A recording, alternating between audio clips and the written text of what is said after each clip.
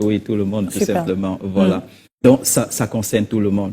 Et le lien qui existe entre nos habitudes alimentaires et, je vais dire quoi, la flore vaginale chez la femme est tellement étroit que ce matin, je prie encore, mais soyez très attentifs. Et je vais dire quelque chose avant d'entrer dans le vif du sujet. D'accord. Chère maman, cher papa, chère maman, cher papa, je parle ce matin comme un jeune, je le suis d'ailleurs, Dieu merci. S'il vous plaît, quand vous avez des filles, dès que l'âge de la puberté a démarré, et que d'une manière ou d'une autre, et parce que vous êtes très observateur, vous savez, on dit en général que le chef bandit sait exactement quand l'autre vole, parce qu'il est passé par là. Il sait c'est quoi les pistes, c'est quoi les stratégies, c'est quoi. Donc, cher papa, chère maman, vous savez observer vos enfants. Et vous savez souvent à partir de quand ils ont commencé à faire des choses compliquées. Qu'est-ce que j'entends par choses compliquées? Ça veut dire avoir des rapports sexuels, une activité sexuelle, tout simplement. Vous savez, vous le savez. Si vous êtes très observateur, très observatrice, vous savez à partir de quel moment votre fille commence à développer un certain nombre de comportements qui traduit clairement justement qu'elle a commencé une vie, celle que peut-être vous aussi à votre époque, vous avez commencé d'une certaine manière. Quand vous découvrez ça, je vous en prie, parents, commencez à amener ces filles à l'hôpital rencontrer le gynéco pour des prélèvements. Patricia, j'insiste dessus. C'est un dialogue normal entre vous et votre enfant. C'est une discussion normale et naturelle entre vous et votre enfant. Je dis encore, prenez un rendez-vous avec un gynéco et 6 mois, tous les 6 mois ou je sais pas, 2 fois, 3 fois l'année, amenez vos filles faire un prélèvement juste pour vous rassurer que tout va, je dis pour le meilleur, je dis pour le mieux, dans le meilleur des mondes. Je dis encore dans le meilleur des mondes et vous comprenez de quoi je suis en train de parler.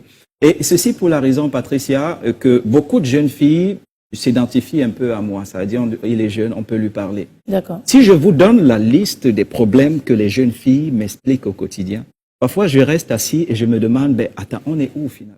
C'est trop grave, Patricia. Et on ne dit rien dessus. C'est trop grave. Elles peuvent peut-être pas vous parler parce que très souvent, entre parents, c'est très compliqué. La fille ne sait pas qu'elle peut dire à son parent, voici ce qui se passe, voici ce que j'observe.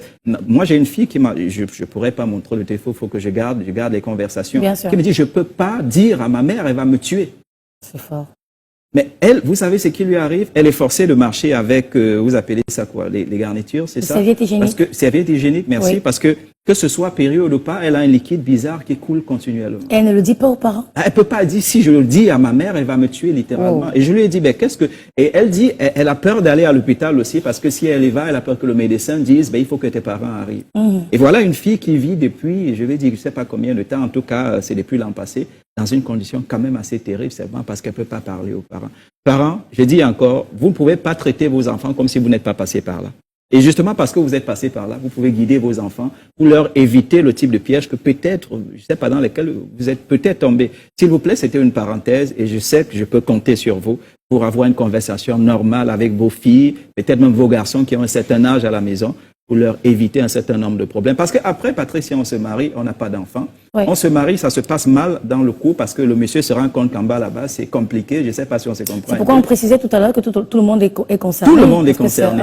Et vous, parents ou beaux-parents, vous êtes au carrefour. Mais vous ne vous réalisez pas en fait que vous aviez la possibilité justement de prendre le contrôle. Voilà, bien avant, voilà, que tout ça ne se complique tout simplement.